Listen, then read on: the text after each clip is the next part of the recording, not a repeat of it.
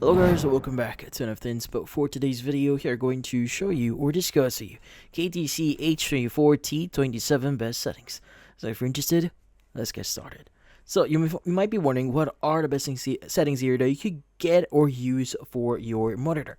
Well, let's first discuss the HDR settings here. Now, in this case, HDR mode is more limited here, so in regards with settings, but there are going to be a few things that you could do. Like first is going to be the brightness and contrast here. Now these are mostly locked in HDR mode, so you won't be able to change them much. But when it comes to color temperature, you may want to stick with the following values, which in this case is going to be like 46 for red, green is 50, and blue is going to be 45. Now for the FreeSync here, you want to keep FreeSync on or G-Sync on here, especially if you're gaming or watching HDR content. Now for the black equalizer, you may want to leave this to default, which is around 50, and if darker scenes look too muddy or hard to see, you may want to bump it up like around 60 or 70, or depending on your preference. Now next is, let's go and discuss the best SDR settings, just in case you don't want to use HDR here.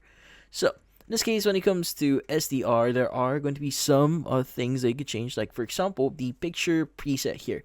So you want to set this to user mode for full control over your display. And for the brightness, keep this around like 42. Now adjust up or down here, depending on your room's lighting. So in this case, if you have a bright room here, go up. If you have a darker room, go down the values here. Now for the color temperature, you may want to set this to the same values that we discussed before, which is going to be 46 for red, green 50, and blue 45. But you could also set this to the following values at 45, 45, 45, all across red, green, and blue here, just in case you want to have that even colors here. But obviously, again, you can set this to your own preference. Now, when it comes to gamma, you want to turn this off. So gamma correction can sometimes wash out your image, so it's better to left it turned off. Now for overdrive, you want to use standard for balanced sharp motion without introducing ghosting, and avoid ultra fast here. It tends to make things look blurry when moving. And for VVR or variable refresh rate here, so if you're gaming, make sure FreeSync or G-Sync is enabled both in your monitor's menu or your PC's GPU settings. Now for HDMI color range here, so if you're using HDMI, set to full 0 to 255 to get full spectrum and color and deeper contrast. But in this case, that's about it.